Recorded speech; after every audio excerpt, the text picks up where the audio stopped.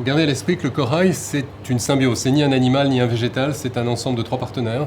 Un animal de la famille des méduses, des microalgues qui sont intégrées à l'intérieur du corail, et puis toute une communauté microbienne qu'on appelle un microbiote, comme pour n'importe quel organisme vivant sur cette planète. Donc c'est cet ensemble de 3 partenaires qui constitue cette symbiose qu'on appelle un corail. Les experts de la physiologie des récifs coralliens sont unanimes.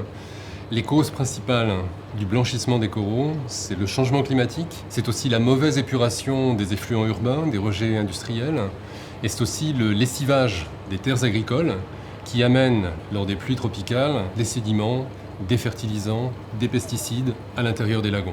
Et c'est cet ensemble-là qui crée des stress importants et qui conduisent au blanchissement du corail. Les coraux que nous utilisons sont des coraux de culture. Nous les testons selon une méthode que nous avons co-développée en collaboration avec le Centre scientifique de Monaco et qui nous permettent de faire une exposition relativement longue sur 5 semaines, en renouvelant le milieu régulièrement toutes les semaines, pour attester qu'à des concentrations même supérieures à celles qu'on observe en milieu naturel, on ne voit pas d'effet néfaste sur ces coraux.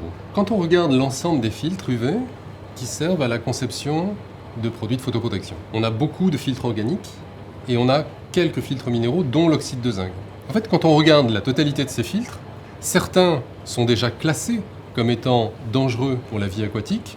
C'est le cas de quelques filtres organiques, mais c'est le cas de l'oxyde de zinc. Le minéral est supposé venir de mère nature et que forcément c'est mieux pour la planète. C'est une erreur. Gardons à l'esprit que l'essentiel des poisons qui sont connus aujourd'hui sont d'origine naturelle. Donc effectivement, c'est tout le travail que l'on peut faire sur ces plateformes de tests que nous venons de décrire qui nous permettent de faire le tri parmi tous ces filtres UV, de façon à identifier ceux qui ont un bon profil de ceux qui ont un moins bon profil. Et en fonction de cette information, on est capable d'adapter les concentrations de chacun de ces filtres pour construire à ce moment-là des mélanges de filtres qui nous permettent de faire des produits de protection solaire qui, eux, cette fois, ces mélanges-là, n'ont pas d'effet néfaste pour la vie aquatique, qu'elle soit d'eau douce ou d'eau de mer.